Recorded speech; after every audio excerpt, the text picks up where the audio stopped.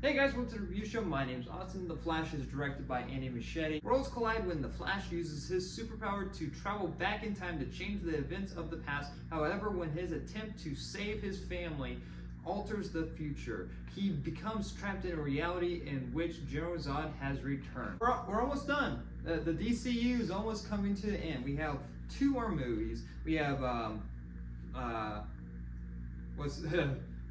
Beetle, whatever, Blue Beetle. That's what to see it. Not really looking for that one. That one looks bad. And Aquaman 2, which is also probably not going to be so great. So we're almost done with the DCU. Sooner or later, we'll have James Gunn's universe. People are saying that Blue Beetle's movie is going to be the first DCU movie. It's technically not going to be the first DCU movie. That's actually still going to be part of the DCEU. He just wants to take the Blue Beetle character and put it in his own universe. So that's what James Gunn wants to do with that. But what about the Flash? Well, I gotta say I did enjoy myself with the Flash. I don't think it is the greatest superhero movie that the director has been coming out to say, and most of other people. Like when reviews drop, people have been like praising this movie.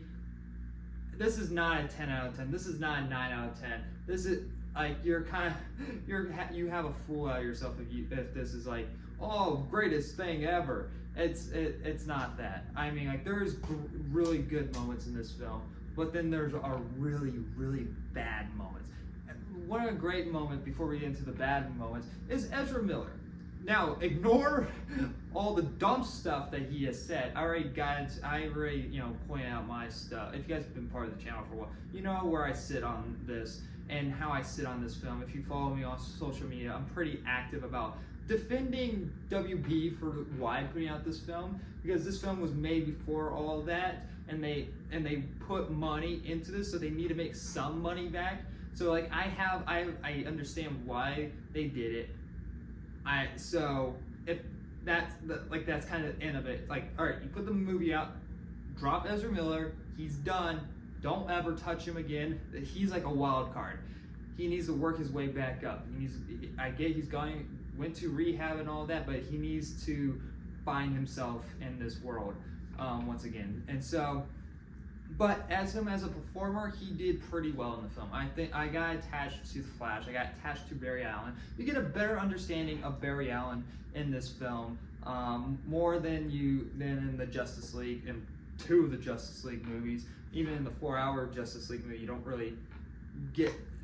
know anything about Barry. Here, it's more fleshed out, and you kind of understand where he is, like sort of had a tough life basically, and like the way it has that emotional weight to the film, and it's like and from Ezra's performance, I bought it, and it was very sad how things turned out, but the way that this movie plays around with things is very messy. The way the movie opens is very bad. I had a rough time trying to get into this movie. Like this movie opens up with basically the Flash saving babies, and basically throwing and having the Flash throw a baby into a microwave. Okay, I don't like why. And first of all, this whole entire sequence is just bad CGI. It's really bad.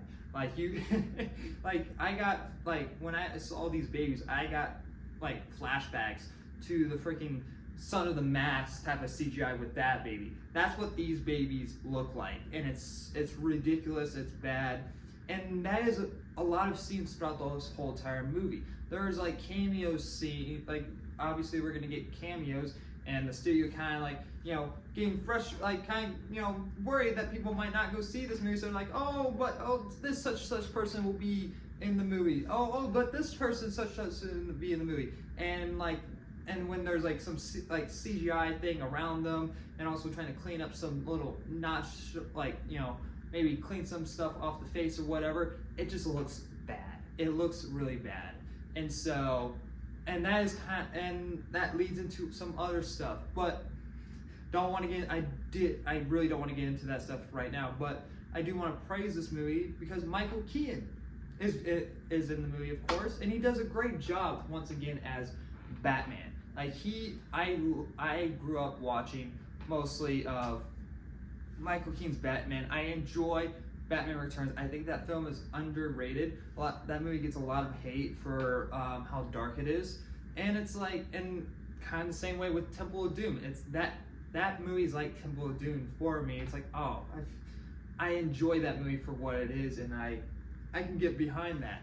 And so with me enjoying Michael Keaton's presence, I cannot applaud them for using, you know, his theme song or like, oh, I do like the member berries, but those should not be the driving forces of the movie. So I can't really praise them on that aspect either of using my nostalgia to try to save this movie. But Michael Keaton does have a character sort of arc throughout this whole entire movie, and he does carry this movie, and he does also like have a fun entrance scene, and like, you know, and it sort of explains time travel in a fun way. Sasha Calle as Supergirl does a fantastic job in this movie. I wish that I got a little bit more from her. I think she was a good Supergirl and portrayed the character pretty well.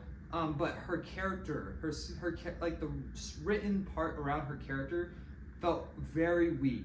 Like, you know, the movie basically is like, oh, so because basically the premise of this movie is Barry goes back to change the past, save his mom. And so now there's a reality that his mom lives in, and he's stuck in that reality. And General Zod, of course, came back, and so it's like, oh, well, you know what? We gotta find Superman. We need to go get Superman, and like, you know, and he can fix this. It turns out that Superman doesn't exist in this reality, and so it's Supergirl. And so a good chunk of this movie is to find Superman / Superman girl, Supergirl. And so, and as soon as she comes into the picture, it's kind of dropped. Her plot line is just like, you know, yeah, oh, okay, you're done. We don't have time for you anymore. And I think and a lot of it's like, I would rather have more screen time to these other characters than, you know, setting up a love interest with the Flash at the beginning of the movie, and also and having this weird, awkward scene at the end of the movie with Iris West.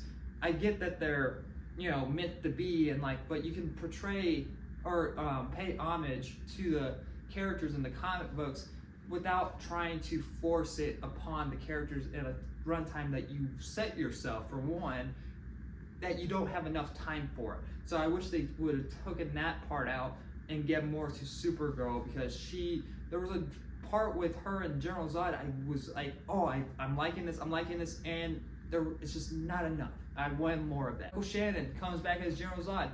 I freaking love Man of Steel. I think that's my #1 DCU movie of all time. I enjoyed it. I think it's very underrated, and it's the only really great one that Zack Snyder for me made. Like, everything else that Zack Snyder did in this DCU universe, I don't really enjoy. Now, he did have some involvement with Wonder Woman, and I do like that one as well. I really enjoyed Wonder Woman, and I think the Snyder cut is okay. It's definitely better than the Justice League. So I was really hoping, but I was just really hoping more from, you know, all this big setup, and when it comes to the third act, it's just this giant CGI fest, which I understand, but I'm just looking at it and I'm like, why does this look like a cut, like from a cutscene from a PS2 video game? Like, that's where I'm sitting at while watching this movie, and it's really hard to be invested while your movie doesn't hold up. And the director came out and said, well, it looks like that on purpose. I'm like, no, you're just making excuses at this point. There is no reason that I should be calling your CGI a PS2 video game cutscene. Like, there is no reason for that. Like, so, but yeah, that's pretty much my thoughts on the Flash, at least without going into spoilers. There's a lot of cool stuff that happens in this film, but I can't really go into what really. But like, I did have a fun time with it. And so if you are a DC fan, You will have a fun time with it. But the problem is the story, the writing, and I did get annoyed with Barry's second half a lot throughout the film. I was getting honestly pissed off whenever the second half of Barry would talk. It would really get on my nerves. And I wanted more Supergirl. And I enjoyed Michael Keaton, but I can't praise them for using my nostalgia that much. So, but yeah, it's one of the better DCEU films, that's for sure. I'm gonna give The Flash a C+. If you are a DC fan, go check it out. But that's pretty much out this weekend. I think Spider-Man Across the Spider-Verse did this type of storyline way better, of like multiverse type of deal. But yeah, thank you guys for watching, and like always, I'll see you guys in the next review. Bye guys.